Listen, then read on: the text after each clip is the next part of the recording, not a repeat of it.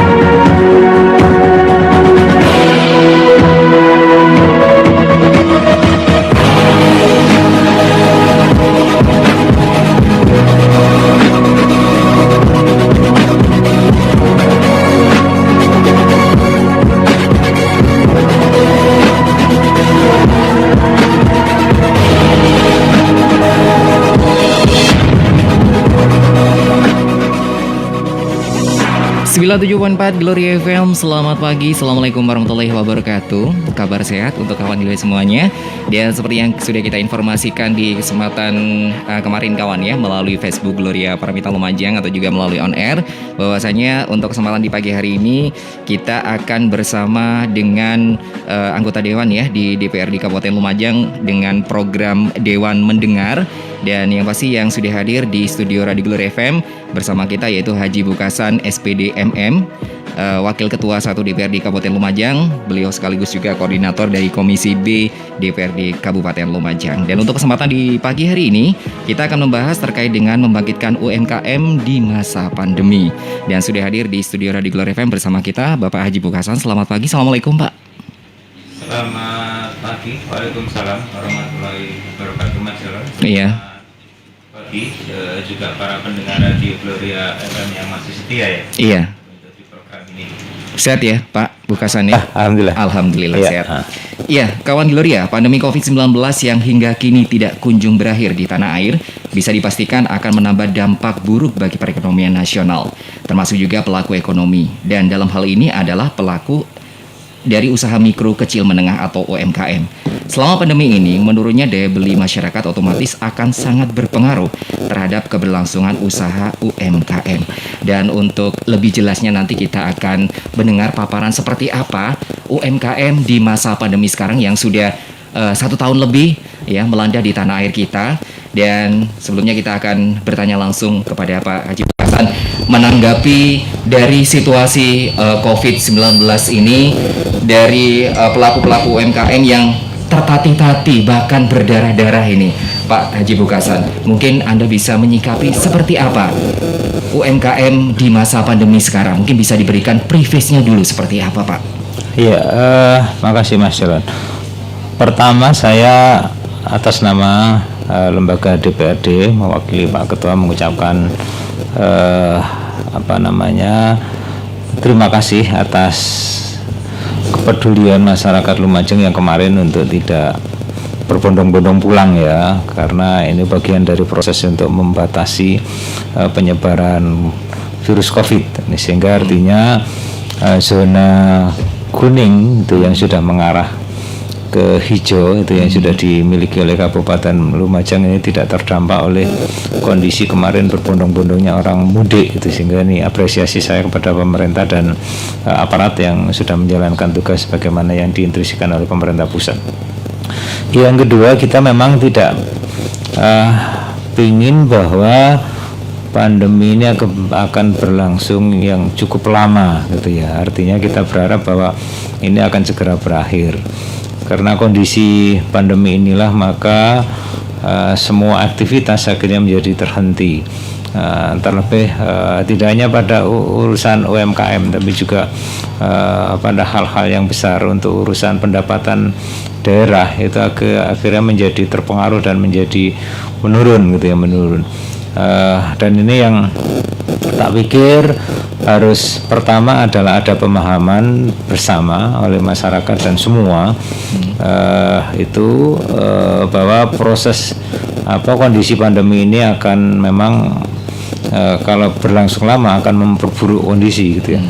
Kita juga tidak yakin akan kemampuan pemerintah pusat ketika masyarakat tidak ikut bersama-sama menyelesaikan urusan pandemi ini, karena bantuan-bantuan dari pemerintah pusat ini juga akan menjadi berkurang dan keterbatas anggaran karena semua sektor kan nanti menjadi tidak bekerja sebagaimana kondisi normal.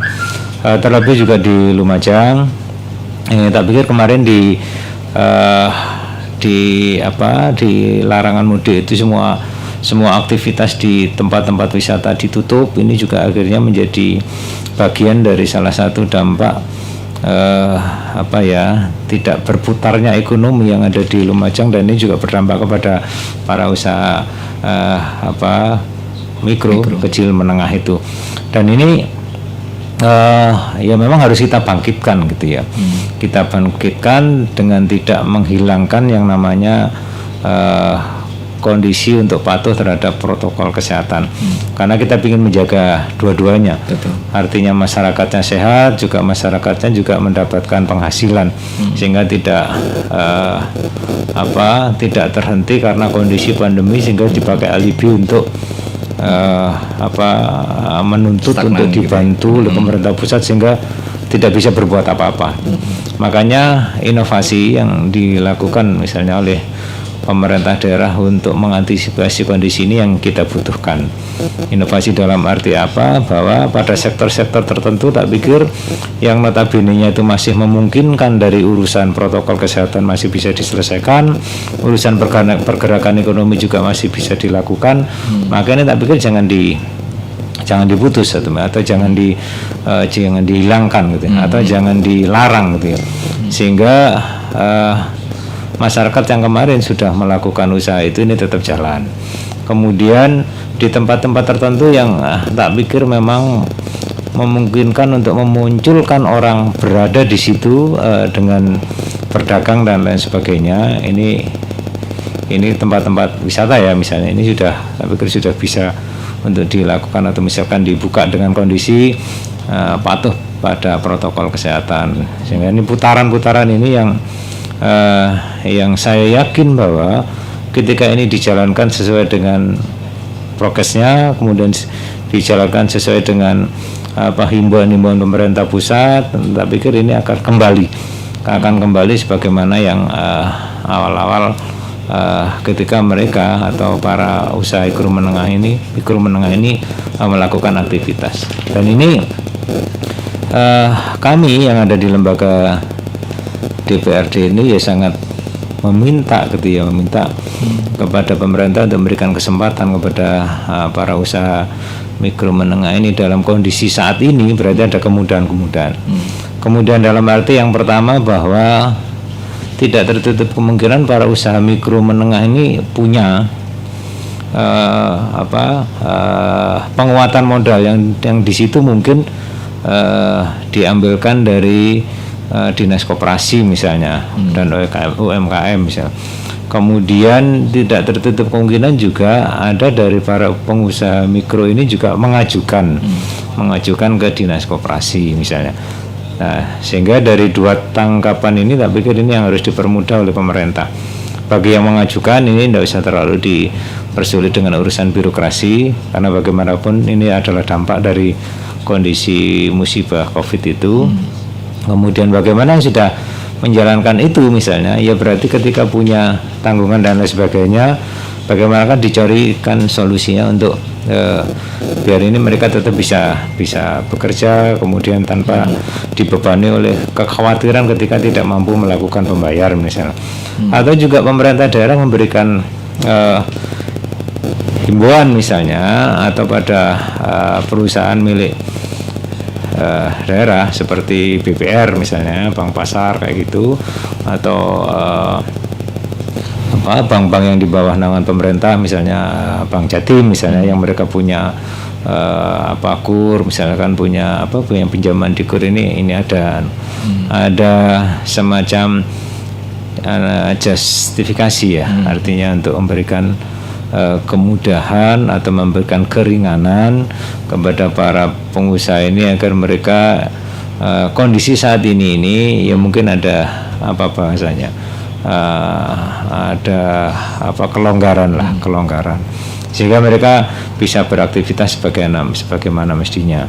Kemudian yang berikutnya, tapi ini juga perlu ada inovasi dari pemerintah daerah untuk melakukan sebuah kegiatan dengan kondisi yang tertata secara prokes tadi itu, untuk bisa mendatangkan orang yang walaupun tidak jumlahnya banyak, tapi di situ orang akan datang untuk berinteraksi atau mungkin nongki apa di situ, yang notabene-nya di situ disiapkan para usaha, para pedagang-pedagang itu. Saya melihat ini sudah mulai dilakukan sebetulnya oleh Dinas Pariwisata ya, di KWT itu, dengan konteks mendatangkan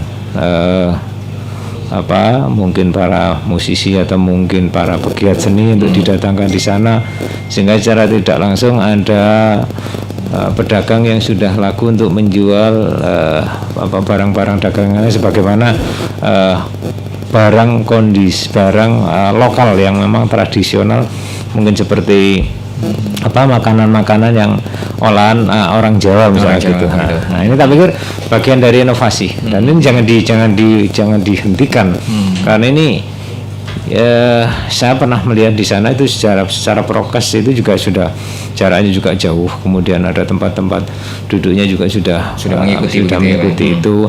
Nah, ini tinggal inovasi aja supaya mereka bisa datang ke sana, dan kalau hanya sekedar misalkan untuk ngopi di sana tanpa ada mungkin distimulan ya, misalnya ada musisi lokal atau mungkin pegiat seni lainnya yang didatangkan di sana, ini tidak bisa rame. Tapi kalau ini ada inovasi yang seperti itu, tapi kalau orang datang dengan dipublish gitu ya, dipublikasikan, sehingga orang akan datang ke sana. Ini salah satu bagian dari cara saya pikir untuk membangkitkan kembali, dengan catatan ya manut dengan urusan protokol kesehatan, karena ini penting. Kita tidak boleh pertama konsentrasi pada urusan bagaimana UMKM menjadi berkembang, tapi satu sisi misalkan penyebarannya juga menjadi tidak terkontrol misalnya. Ini kan berarti harus imbang. Tapi tak pikir dengan kondisi yang seperti ini, rakyat kita sudah mulai sadar. Artinya bahwa COVID ini memang tanggung jawab kita bersama. Ini harus juga diselesaikan kita bersama. Urusan ekonomi juga menjadi tanggung jawab kita bersama, dan ini juga harus kita selesaikan juga bersama-sama, sehingga kemarin bertahan untuk tidak beraktivitas, tapi sekarang sudah mulai bisa dilakukan kembali, bisa dilakukan kembali. Begitu Mas Dilan. Iya, jadi memang pelaku UMKM sendiri harus lebih optimis begitu ya Pak Bukasan ya, untuk bisa meningkatkan perekonomian, terutama untuk kalangan sendiri ataupun juga untuk kalangan luas begitu ya.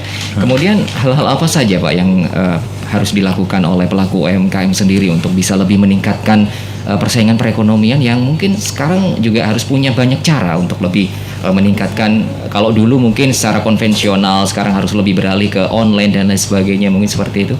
Ya, ini memang memang harus diikuti dan memang memaksa untuk diikuti oleh para pelaku UMKM gitu ya. Kita tidak bisa berkutat dengan kondisi konvensional, karena perkembangan online itu ini juga sudah secara tidak langsung memaksa untuk harus bisa bergerak ke arah situ misalnya. Artinya apa? Jangan berpikir bahwa ya kita orang kuno, kita tidak mampu dengan melihat kondisi perkembangan Android dan lain sebagainya misalkan, sehingga kita tidak yakin untuk bisa melakukan seperti itu. Ini jangan berpikir seperti itu, karena semua kan dengan proses pembelajaran kemarin pakai daring itu, ini secara tidak langsung sebetulnya memaksa anak-anak kita itu akhirnya itu bisa memanfaatkan IT tadi itu. Dan ini juga bisa diikuti dengan ketika misalkan di situ ada keluarga yang bergerak di urusan UMKM. Kemudian yang berikutnya, ini tak pikir pemerintah juga harus peduli dengan kondisi ini ya. Kondisi ini artinya apa? Selama ini UMKM itu akan kesulitan untuk memasarkan produknya. Kemudian mereka bisa berinovasi, tapi sementara tidak ditangkap oleh pemerintah bahwa itu bagian dari kreasinya, yang sejatinya misalkan ini bisa diwadahi oleh pemerintah daerah untuk dibantu untuk bisa melakukan promosi misalnya. Nah ini saya hanya masih menangkap apa yang dilakukan oleh pemerintah daerah pada retail itu. Ini hanya masih membatasi penggunaan plastik, misalnya sampah plastik, tapi masih belum ada anjuran tentang bagaimana retail tadi itu harus memaksa untuk ikut menjualkan produk asli Lumajang. Selama ini kemarin pantauan kita yang ada di Komisi B itu masih banyak dari produk yang dari Malang, kemudian dari Jember, dari luar. Nah ini yang kalau misalkan yang dijual sama, misalkan hanya beda kemasan, tak pikir ini harus ditangkap oleh Disperindak ya. Disperindak itu untuk menginventaris bahwa produk-produk lokal yang tak pikir tidak kalah menariknya misalnya, ini yang harus diinventaris, kira-kira ini mampu tidak dijual di pasaran dengan kondisi pasar modern atau pasar seperti retail Indomaret, Alfamaret, Basmala misalnya gitu. Nah, saya masih belum melihat yang di tempat-tempat seperti itu yang menjual asli punyanya Lumajang, misalnya keripik yang Jati Harum misalkan, kemudian yang dari Pasru Jambe misalnya, itu tak pikir sudah banyak potensi banyak.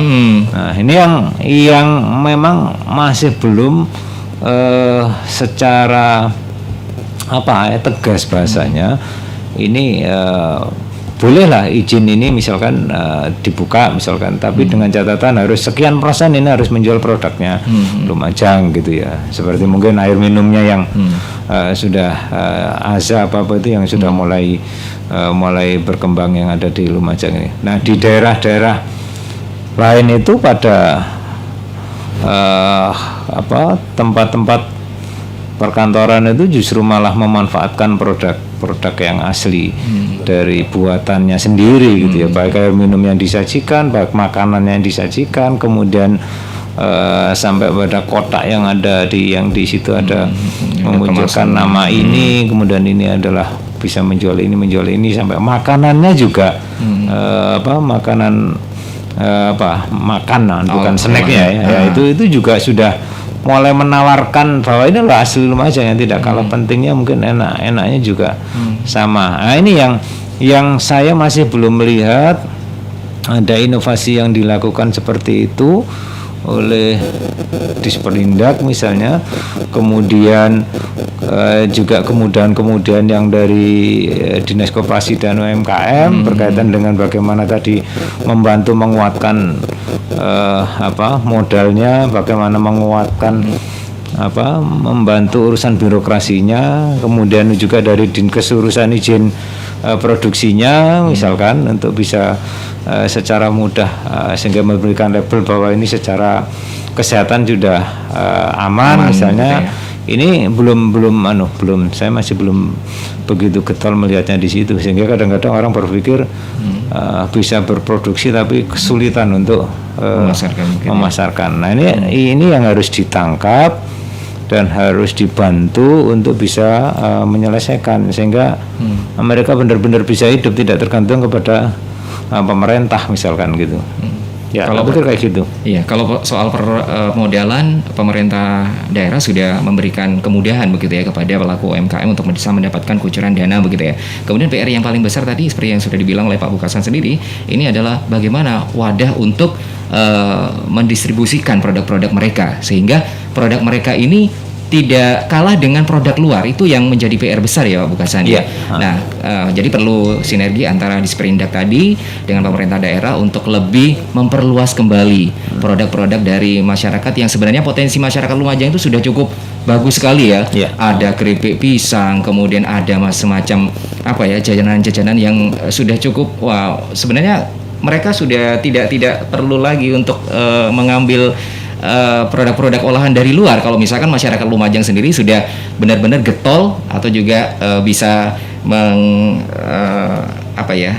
berkolaborasi dengan pihak-pihak terkait untuk bisa lebih memperluas kembali begitu ya Pak Bukasan ya. Jadi harus perlu cakupan yang lebih luas lagi begitu ya Pak Bukasan ya. Ya, begitu.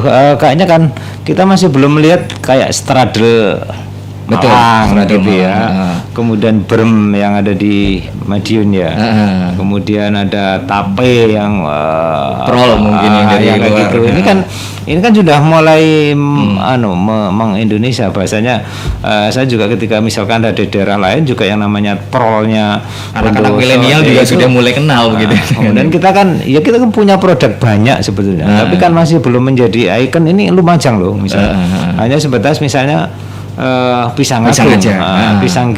pisang kirana dan pisang agung pun itu masih belum ada satu tempat wadah yang di situ ketika orang datang ke Lumajang itu langsung ini loh misalkan spesifik begitu ya Pak ya.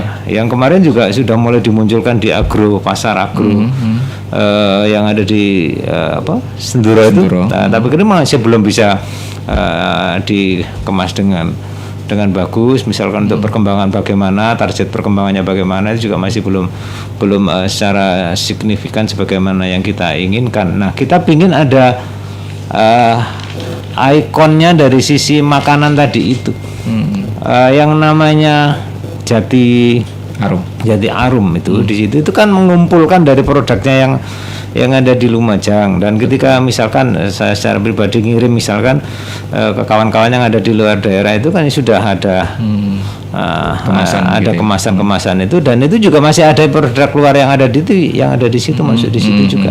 Nah ini kalau ini ditangkap oleh pemerintah daerah, misalkan tempat perkantoran itu menjadi destinasi sendiri yang di situ bisa memasarkan produk Lumajang, baik dari batiknya, baik dari makanannya misalkan, ya kita tidak terlalu tertinggi seperti Banyuwangi ya, tapi kalau Banyuwangi hanya hampir di semua tempat perkantoran itu menjadi destinasi wisata, sehingga sambil menunggu proses pelayanan kadang-kadang sudah bisa melihat di situ, oh ternyata ini produk Lumajang, oh ini batiknya Lumajang sudah lumayan bagus misal.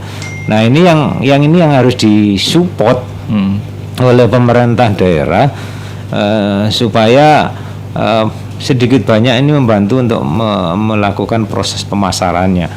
Kalau mereka akan terjun sendiri misalkan datang ke perkantoran untuk menawarkan dan lain sebagainya, ini mesti akan kesulitan tanpa campur tangan dari pemerintah daerah. Ketika Pak Bupati atau Pak Wabu merintahkan dinas ini yang karena ini dipakai untuk pelayanan, sehingga ini sambil menunggu untuk dilayani karena tidak selesai 1-2 jam misalkan, ini kayak di Spenduk Capil misalnya, itu bisa kan dibuatkan ada showroom tertentu, misalkan di situ ada snacknya yang dari produk Lumajang, ada batiknya yang dari Lumajang misalkan, sehingga tidak ada kejenuhan orang menunggu di situ karena memang sudah bisa menikmati, oh ternyata tempat perkantoran ini ya kayak tempat refreshing biasa, sehingga bisa ngopi asli Pasru, ngopi asli Guci Alit misalkan, yang sudah punya merek-merek sendiri itu, punyanya Pronojiwo juga bagus itu yang kopi ada rasa vanilinya itu.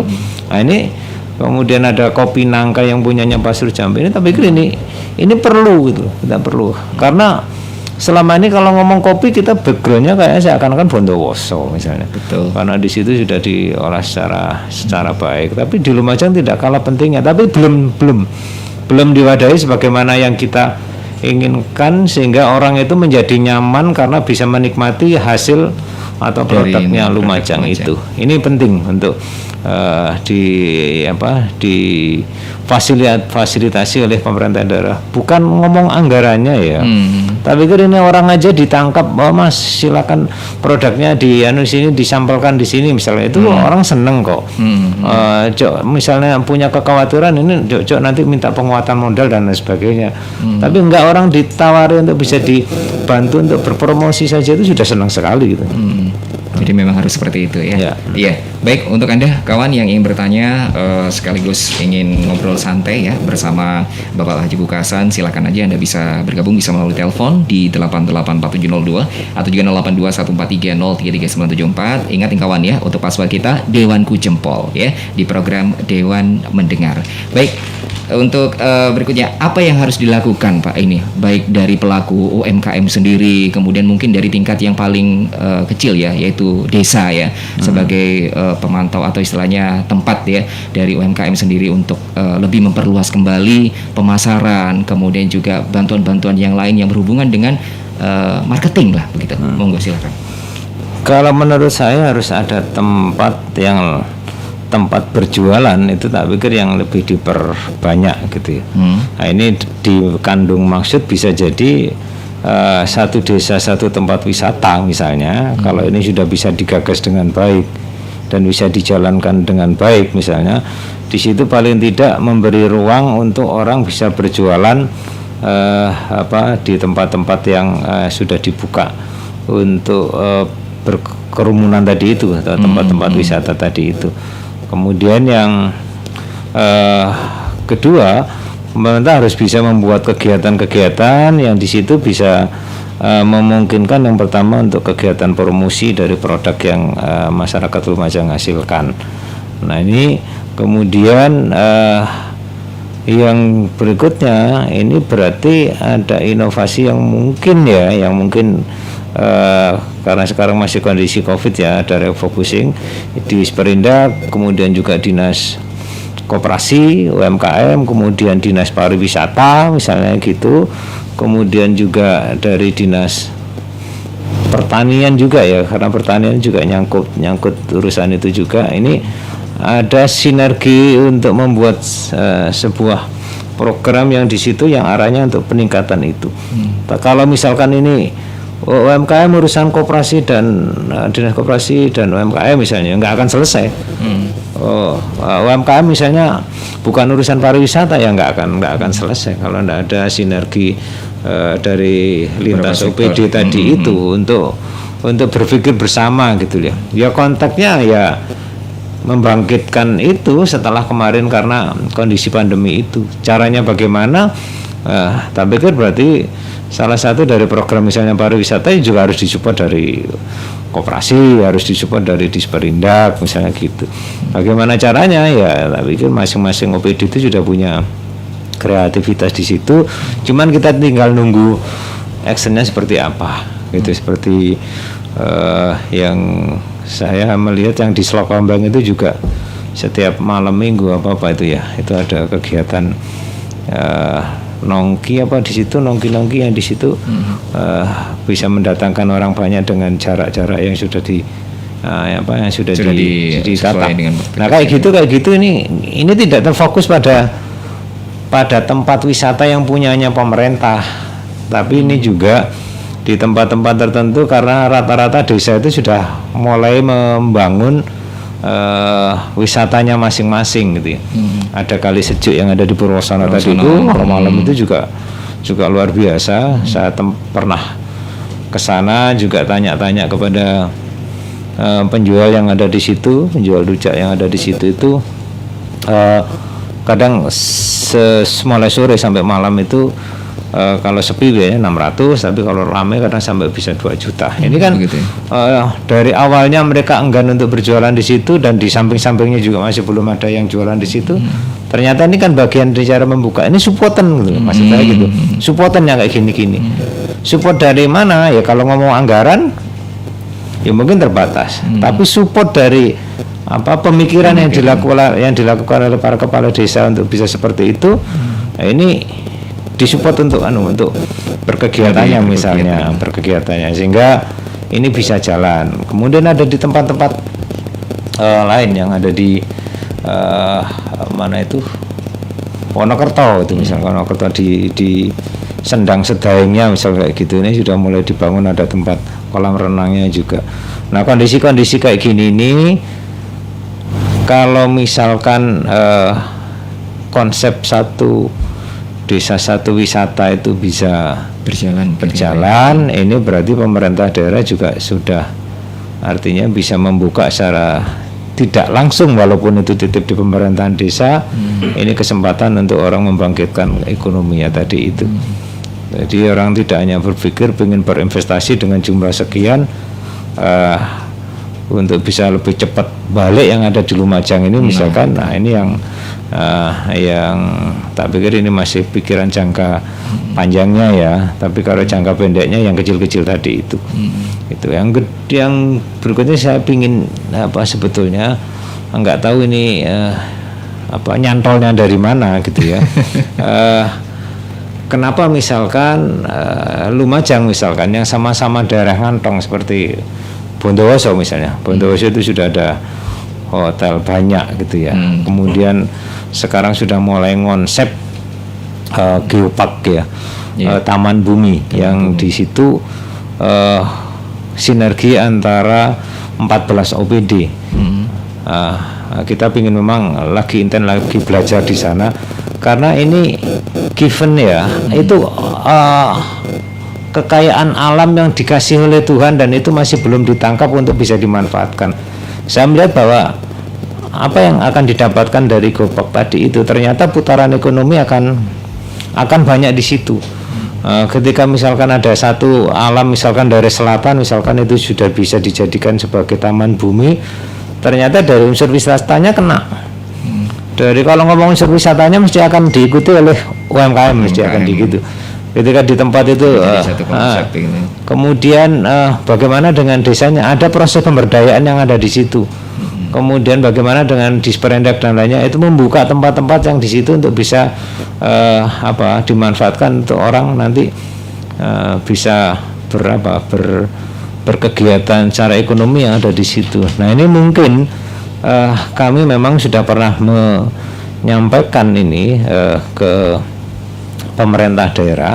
Mudah-mudahan ini ditangkap dengan baik karena kita jangan berpikir bahwa nuruti PAD, nuruti pasir, nuruti retribusi, nuruti pajak misalnya, tidak bisa naik Pak misalnya gitu. Ya buat mana yang misalkan bisa dimanfaatkan untuk menaikkan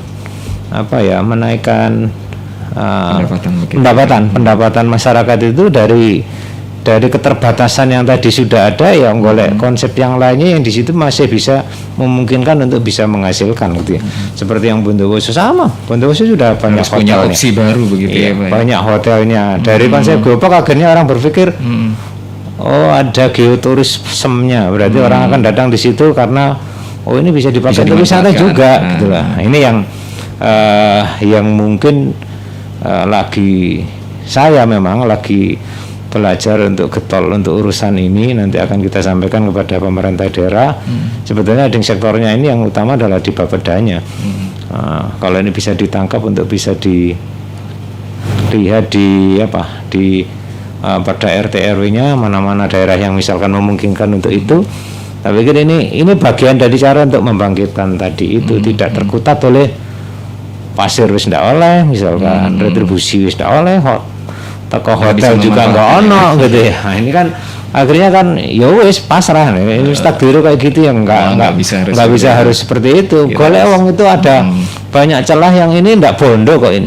Ini kan programnya UNESCO yang memang harus ditangkap. Bagaimana caranya? Yo belajar ke Bondowoso, dan Bondowoso ini sudah lagi divisitin sekarang oleh tim dari UNESCO. Saya pikir mungkin 1-2 tahun ke depan ini mungkin sudah itu. Kalau sudah itu berjalan, maka akan kucuran dana untuk dari program ini dari pusat, tidak ganggu APBD ini, dari pusat dan dari UNESCO. Kayak di Bali, di Batur itu malah hanya 4 kecamatan misalnya.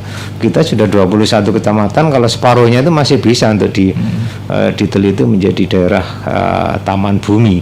Dan ini tangkapan yang baik kalau menurut saya. saya tak coba memang sinau roto akal urusan ini dan nanti gagasan ini biar Bagaimana Lumajang juga ikut Iya. koncer begitu ya Pak? Iya. Itu harapannya pastinya. ya benda kayak ngene tok gitu loh.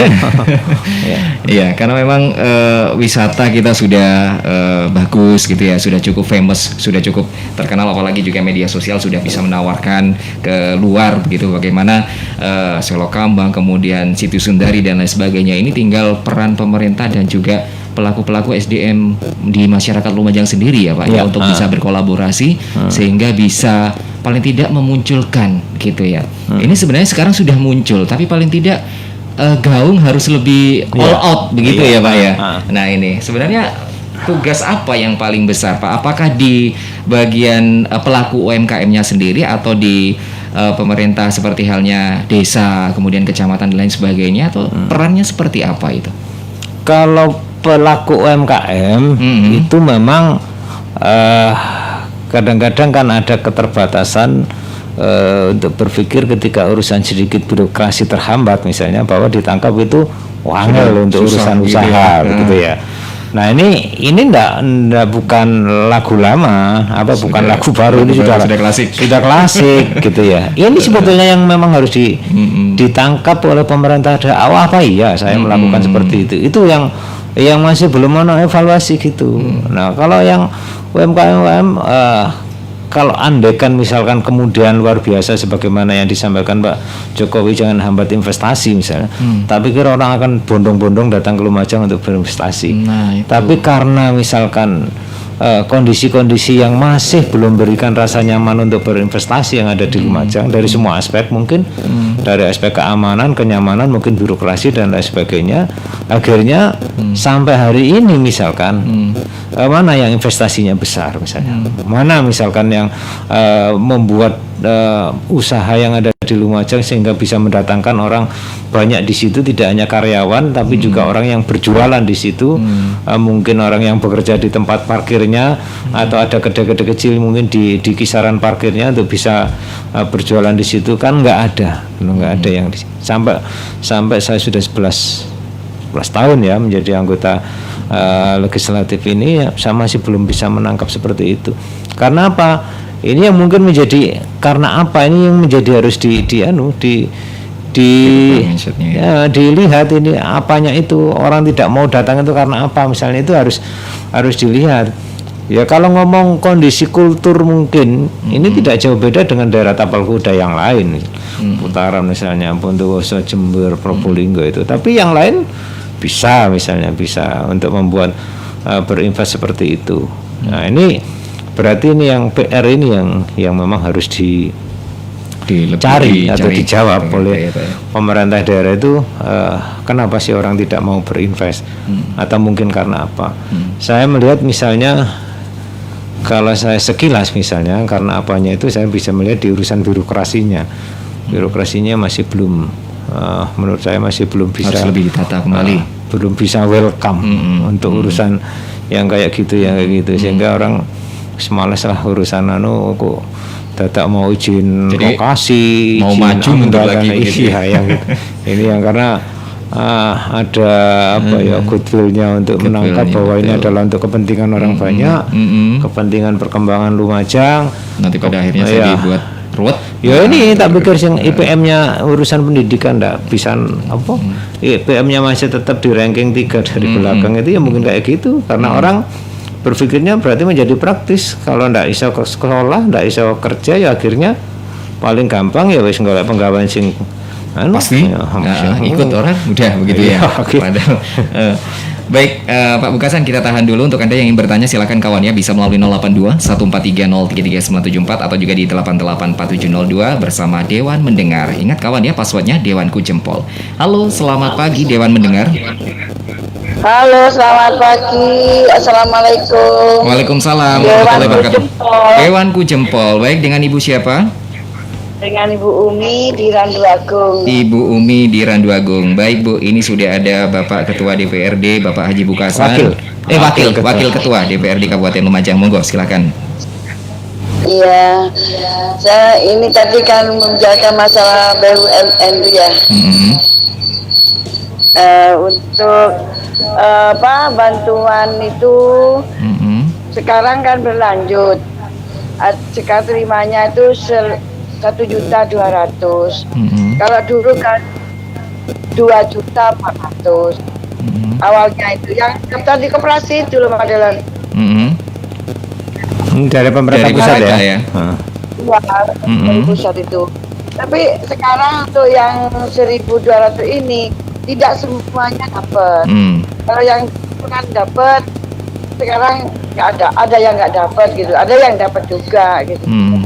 Itu bagaimana, itu apa masih belum, apa memang sudah nggak dapat gitu yang untuk kelanjutannya ini. Jadi butuh kepastian Terus begitu ya Bu ya.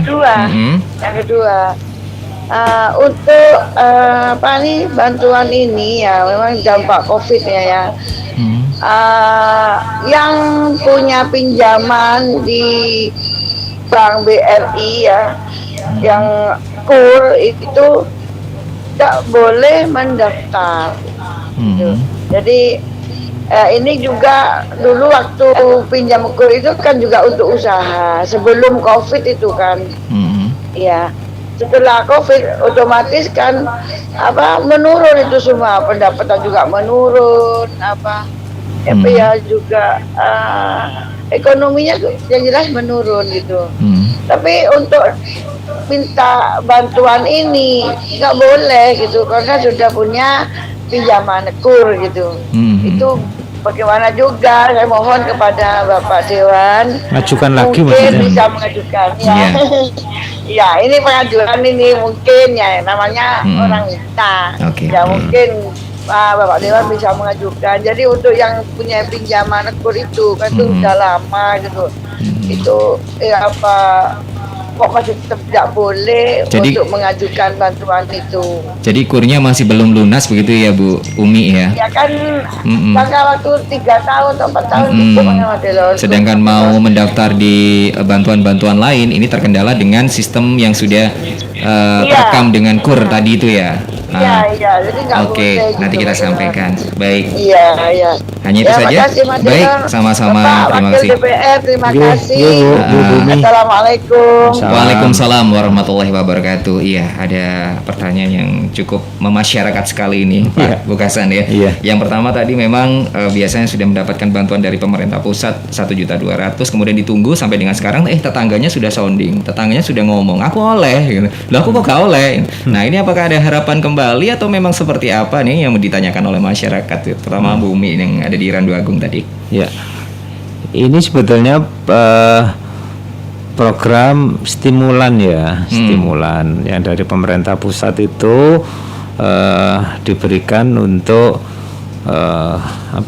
kepada masyarakat yang di situ yang memang syaratnya kemarin itu kalau saya melihat itu tidak boleh punya pinjaman tanggungan yang ada di bank. Artinya bahwa ketika disyaratkan itu maka ini menangkap orang yang masih belum sama sekali punya punya tanggungan di situ tapi sudah melakukan usaha kemudian sehingga ini harus disupport untuk bisa tetap jalan. Dari angka yang 2.400.000 sekarang menjadi 1.200, 1.200.000 ini memang lama-lama nanti akan dikurangi gitu ya, akan dikurangi dari jumlah orang yang mendapatkan, kemudian dari nominalnya juga akan dikurangi karena ini stimulan sebetulnya. Ini stimulan ketika kondisi memang COVID yang kemarin gitu ya. Makanya di COVID yang kemarin kan banyak ada BLT gitu ya, kemudian bantuan tunai dari sosial itu juga. Nah, itu kan memang untuk menangkap untuk memberikan bantuan ketika orang yang tidak masuk di DTKS ya, yang di situ sudah dapat BPNT atau mungkin juga dapat yang distempeli sama pemerintah daerah PKH itu kan PKH, BPNT, kemudian baru ada muncul BLT atau bantuan langsung dari Kementerian Sosial itu juga. Kemudian ada muncul program yang dari pemerintah pusat itu yang 2.400.000 yang sekarang sudah menjadi 1.200.000. Ini bagian dari stimulan untuk mencukupi semua orang yang kemarin, karena data di DTKS yang ada di dinas sosial itu kan memang dianggap masih belum merata. Kemudian datanya juga masih menjadi data BPS di 2011-2015 ya, 2015 yang di situ masih semerawut bahasanya. Dan itu sudah diakui oleh kementerian juga. Ini datanya memang masih semerawut. Ulang begitu ya Pak ya. Kemudian diusulkan baru, yang lain hilang. Kemudian setelah yang dimunculkan orang yang hilang tadi muncul, kemudian pengajuan yang baru enggak ada.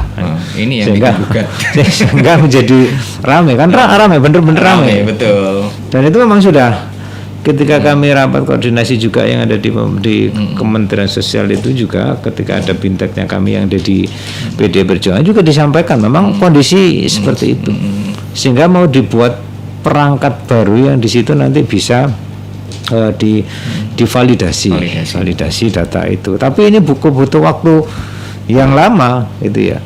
Kayak graduasi yang ada di BPN bantuan pangan non tunai tadi itu, kadang-kadang orang ketika sudah dikatakan layak untuk mandiri digraduasi tidak mau gitu ya. Atau misalkan ketika disetempel misalkan ini termasuk keluarga Gakin, itu juga berontak. Nah, ini bagian dari upaya pemerintah sebetulnya untuk menggraduasi secara mandiri, lewat mampu ya gantian, yang tidak mampu itu dikasih misalnya. Nah ternyata masih belum bisa menyelesaikan, akhirnya muncul yang namanya BLT, kemudian ada muncul bantuan-bantuan dari Kementerian Sosial sampai bantuan untuk itu. Disyaratkan bahwa untuk memang tidak ada tanggungan di bank. Karena punya tanggungan di bank berarti dianggap ini sudah mampu untuk membayar bulanan itu. Kalau orang-orang yang memang masih belum itu, yang secara ekonomi juga sama dengan para mungkin UMKM itu, atau mungkin orang yang tidak sama sekali terlibat di UMKM itu karena memang secara ekonomi tidak mampu. Dan ini yang dibidik sebetulnya. Sehingga kalau wis oleh kuning bank ditambah itu lah kan numpuk di situ. Nah ini yang tak pikir harus kita sadari bersama, itu adalah bagian dari program stimulan ya, rangsangan aja yang mungkin lama kelamaan ini akan menjadi berkurang. Kemudian bagaimana misalnya yang sudah punya di bank tadi itu, yang katakanlah nggak bisa ngajukan lagi, masih belum lunas, inginnya dapat bantuan lagi gitu Pak. Soalnya yang di bank kan sudah habis Pak.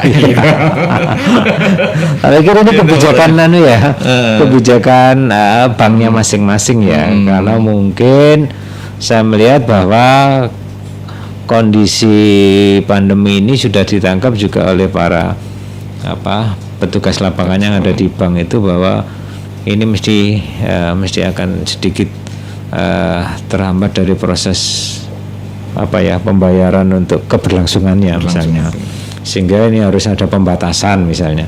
Ini jangan terlalu di full garkan misalkan untuk membuka seluas-luasnya untuk memberikan pinjaman lagi. Tapi kan hampir semua bank seperti itu. Hanya mungkin di bank-bank tertentu yang notabene-nya orang itu yang memiliki, katakanlah misalkan sudah tinggal berapa asuran kemudian ditutup untuk mengajukan lagi di kompen, tapi kan ini tidak ada kesulitan karena track recordnya masing-masing nasabahnya kan banknya sudah tahu. Tapi kan itu kebijakan dari bank sendiri begitu ya. Kalau kami pinginnya ya wis Siliono aja kan gitu. Tapi bank kan berpikir lain loh, ndak balik duit apa. Jadi punya kebijakan-kebijakan tersendiri gitu. Ini memang termasuk juga salah satu program pemerintah untuk pemulihan ekonomi nasional juga ya Pak ya. Kalau dituruti dibantu semuanya Mas, misalnya 1.200.000 semuanya, APBN ini 16 Mas. 16 sih ndak bangun apa-apa nih, malah justru bahaya juga. Yang jadi pertanyaan, apakah memang bantuan dari pemerintah itu memang digunakan untuk usaha atau hanya untuk konsumtif? Nah itu yang karena memang dapat dari bantuan langsung ke shopping seperti itu. Masyarakat sebenarnya harus lebih bijak ya. Pemerintah memberikan kucuran dana itu bukan serta-merta hanya untuk sebagai konsumtif, tapi paling tidak untuk bagaimana cara menggerakkan kembali. Jadi biar berputar kembali. Ya. Nah, seperti itu ya Pak ya. Baik, Bu Umi rupanya tidak puas ini Pak. Monggo silakan untuk bisa bertanya kembali. Halo Dewan Mendengar. Halo, assalamualaikum. Waalaikumsalam. Dewanku jempol. Dewanku jempol. Oke, monggo Iya. Bu Umi. Seperti Iya, apa? Untuk kelanjutannya ini, mungkin ya ini untuk wajiban lagi. Yang sudah dapat itu ya gantian gitu, jadi gak usah dikasih lagi. Yang mengajukan yang belum dapat itu yang dikasih, yang nggak pernah dapat. Dan saya juga ini sering mengantarkan itu ya, mengantarkan orang-orang itu ke koperasi itu waktu pas pendaftaran itu. Jadi yang sudah dapat sekarang mah terus berlanjut. Ada yang nggak dapat sama sekali, padahal orangnya memang benar-benar orang nggak mampu. Apa ya, memang dia juga pedagang sayur gitu, orang jual es depannya itu, Punya usaha berarti ya Bu ya? Kenapa Pak? Punya usaha begitu ya? Iya, kalau nggak punya usaha ya nggak berani saya ngantarkan Pak Delon. Udah tahu ketentuannya kan. Iya, jadi maksud saya itu mungkin bisa gitu. Jadi kalau ya sudah dapat, udah nggak usah dikasih lagi, atau yang belum dapat itu disarankan untuk mendaftar lagi gitu Pak Delon. Mungkin bisa kayak gitu, biar merata gitu maksud saya Pak Delon. Harapannya seperti itu memang. Ya itu mungkin loh, ini cuma cuma mengajukan aja. Ya Suara mungkin hati. kalau bisa ya alhamdulillah, kalau enggak ya nggak apa-apa, mau bagaimana lagi, namanya rakyat kecil ya. Iya, betul. Terima kasih Mas Dewan. Iya, Terima kasih Pak sama-sama. Dewan. Terima kasih Bu Umi. Assalamualaikum. Waalaikumsalam warahmatullahi wabarakatuh. Makanya saya tadi ini sempat bertanya Pak Bukasan ya, apakah memang punya usaha? Soalnya kadang mereka-mereka yang mengajukan ini bukan usahanya sendiri. Betul. Dan pihak-pihak yang sudah mau mengeluarkan ini juga tidak mau masa mau monitoring terlalu dalam gitu ya. Mungkin ingin ditambahkan Pak seperti apa Pak terkait dengan suara hati dari masyarakat Lumajang ini sendiri terkait dengan bantuan. Iya. Kalau yang bantuan yang dari pusat yang sekarang menjadi 1.200.000 itu dulu kan daftarnya kan online ya. Online semua, kemudian diverifikasi secara online juga. Kemudian dengan data yang menurut verifikasi yang di online tadi itu ini sudah memenuhi, ini tidak memenuhi, itu kan verifikasinya kan sudah pada tahun kemarin ya 2020 yang kemarin itu, sehingga sekarang yang misalkan yang katakanlah misalkan untuk usulan program itu kan ini sudah enggak kebuka. Artinya yang akan dapat ya berarti orang-orang yang dulu secara verifikasi masuk di situ secara online gitu ya. Nah, ini memang memang ini terjadi juga, ada yang memang tidak karena punya usaha mikro menengah tadi itu, ada yang juga memang karena memang mencoba itu yang tidak tertutup kemungkinan yang akan terjadi sebagaimana yang disampaikan Bu Umi tadi. Ini yang memang tidak mampu akhirnya enggak dapat. Karena apa? Ya mungkin ini yang sering ya yang di desa, karena memang pertama informasi itu secara media sosial, termasuk juga pendataan dan pendaftarannya itu secara online ini kan, apalagi masyarakat desa ini kadang-kadang juga akan terlambat di urusan itu gitu. Sehingga kalau tidak ada yang mengadvokasi untuk membantu, mendamping, ini bisa jadi mendampingi ya akhirnya aku kok nggak melok, misalnya aku nggak ngerti apa-apa, nggak bisa apa-apa ya berarti pantas saya nggak dapat. Itu juga terjadi gitu. Tapi juga bisa jadi orang yang masih muda-muda gitu, kemudian ya karena memang urusan IT tadi itu juga gampang, sehingga ketika daftar dengan sistem online dan masuk, dicoba-coba ini Mas, akhirnya bisa masuk juga, akhirnya bisa dapat. Ini ada juga gitu. Ini masih sama kayak data yang di DTKS yang di Kemensos tadi itu. Sehingga ini memang menjadi PR kita bersama. Kadang-kadang memang masyarakat kan untuk urusan informasi dan lain sebagainya yang menyangkut IT ketika itu ada di daerah-daerah tertentu yang mungkin sinyal dan lain sebagainya itu susah. Ini juga akan menjadi ketinggalan untuk urusan itu kalau misalkan pemerintah desa itu tidak menangkap bahwa ini sebuah bagian dari cara pemerintah pusat kemudian desa untuk membantu untuk memasukkan data itu, kemudian desa misalkan enggan-enggan aja misalnya, bisa jadi rakyatnya banyak yang tidak dapat itu. Ini juga tergantung kepada kesungguhan yang ada di pemerintahan desa juga, karena jangkauannya kan bisa jadi daerah-daerah tertentu yang tidak terjangkau oleh internet tadi itu akan kesusahan itu ya. Kemudian yang bagaimana untuk pengusulan untuk program ini, saya masih belum melihat bahwa ini akan ada berkelanjutan dan dibuka untuk portal baru untuk pengusulan. Tapi kalau misalkan yang disampaikan oleh Menteri Sosial itu, Bu Risma itu kan akan ada data, ada server baru yang nanti ditata di birokrasi itu untuk menata data yang kemarin itu tidak yang semerawut tadi itu bahasanya untuk didata ulang. Dan ini kesempatan untuk mengajukan usulan baru. Bagaimana caranya? Ya berarti kembali lagi ke desa gitu ya, atau ke kelurahan, RT RW yang ada di situ punya kepedulian untuk membantu enggak secara administrasi di urusan ini misalnya. Ini penting. Kalau enggak ya selamanya akhirnya enggak dapat juga, dan bahkan mungkin sekarang sudah mulai berkembang sing dapat sing cara-cara BRT, cara-cara RW, wonge RT, wonge dulur RW ya yang gitu kan. Ini kan yang sudah mulai diparodikan ya, parodikan kayak gitu. Tapi kan ini bukan hal yang enggak terjadi di lapangan, memang terjadi seperti itu. Karena apa? Ya memang untuk memberikan informasi kadang-kadang yang diutamakan dulu ya dari sisi keluarganya dulu kan. Bodoh karo ada ketika ada bencana mana yang jelas selamatkan dulu orang lain apa keluarga kan kayak gitu. Ya keluarga sih kan gitu. Sehingga ya kayak gini ketika ada bantuan-bantuan kayak gini mana yang diutamakan dulu. Ternyata ya keluarganya sih ya, ketika keluarganya sudah terpenuhi semuanya baru nah ini yang tak pikir pola pikir seperti ini yang tidak boleh. Karena masyarakat kita itu kan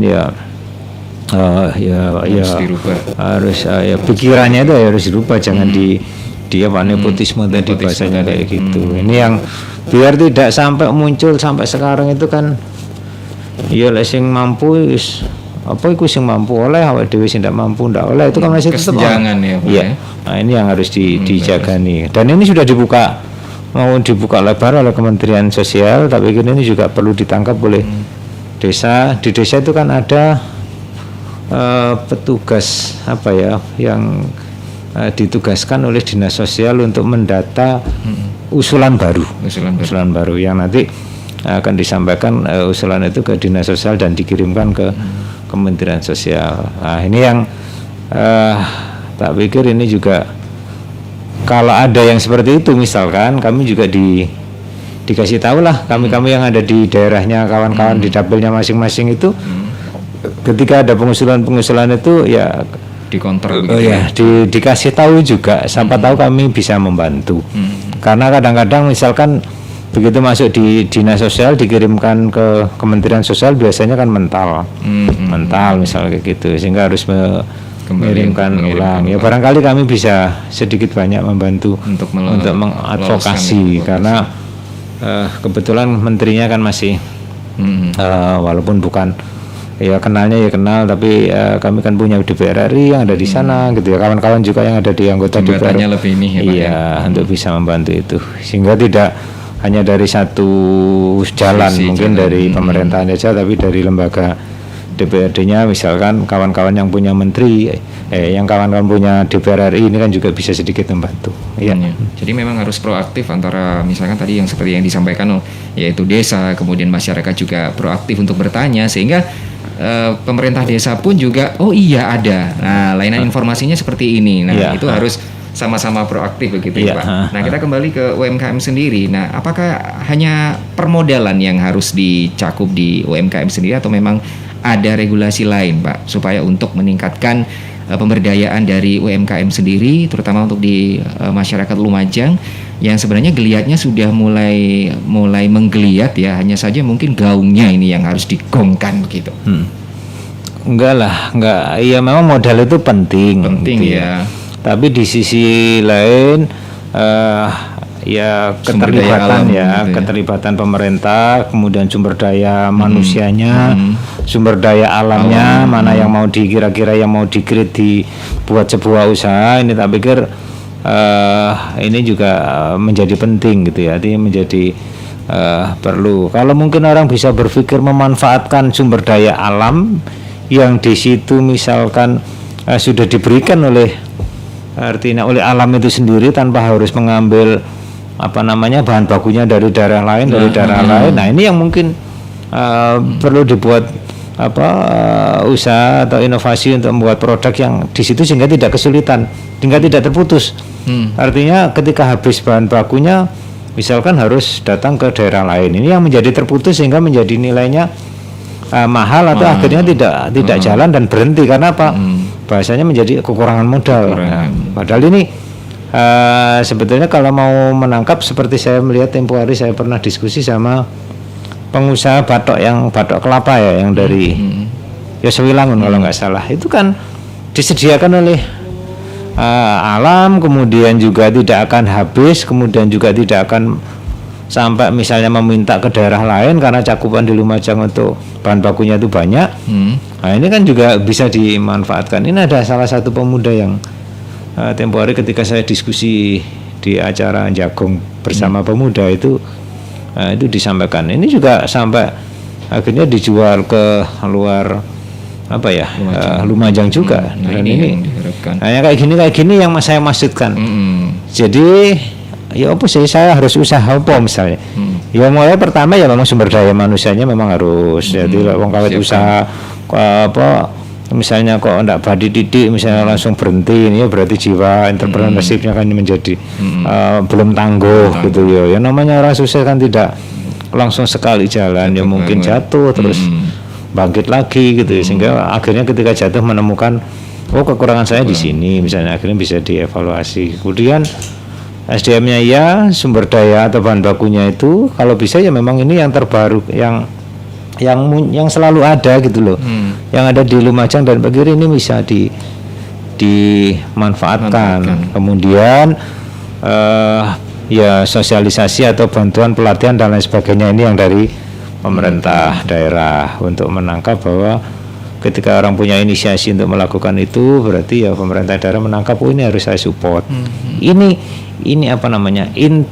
sense of interest-nya ini yang tak pikir penting, yang dimiliki oleh OPD yang terlibat di situ, sehingga ketika orang punya inisiasi kayak gini, OPD-nya misalnya siapalah misalnya kayak gitu, Sudahlah, berhasil. Ya berarti kan dana kepekaan terhadap ini.